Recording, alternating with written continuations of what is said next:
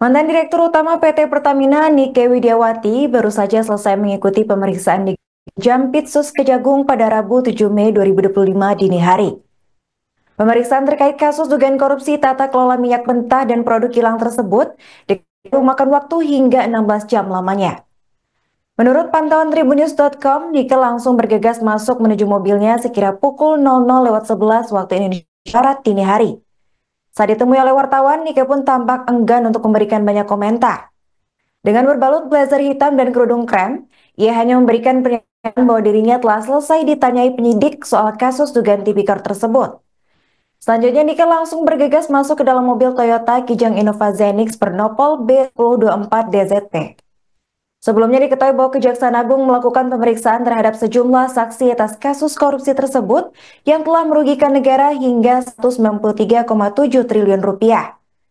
Pemeriksaan tersebut sudah mulai dilaksanakan dari Selasa 6 Mei 2025 kemarin.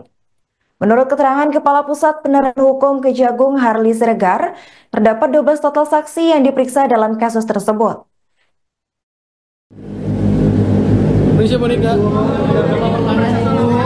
Boleh Bu, statement sedikit Bu. Ya, Bu. Ditanya soal apa Bu? Ya kasus ini. Ya, makasih ya. Ada berapa pertanyaan nih Bu? Dikit aja Bu, soal tindakan ditanya nggak Bu? Dikit aja Bu. Bu gimana Bu? Kerja kapan Bu? Bu siap jadi tersangka nggak Bu?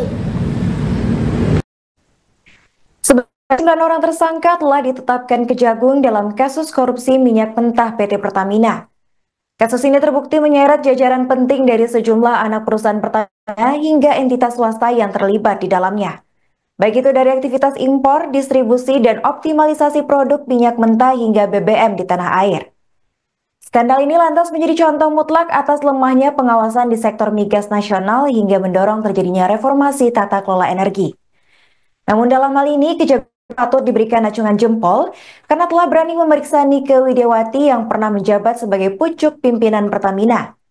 Hal ini sebagai bukti bahwa penyidikan dari Kejaksaan Agung berhasil menjangkau tingkat paling penting di tubuh BUMN. Berdasarkan informasi dari Tribunnews.com, pemeriksaan terhadap Nike berlangsung hingga 16 jam lamanya. Ia diketahui sudah mulai pemeriksaan dari Selasa 6 Mei 2025 dan baru berakhir pada Rabu 7 Mei 2025 pada pukul 00.11 waktu Indonesia Barat dini hari.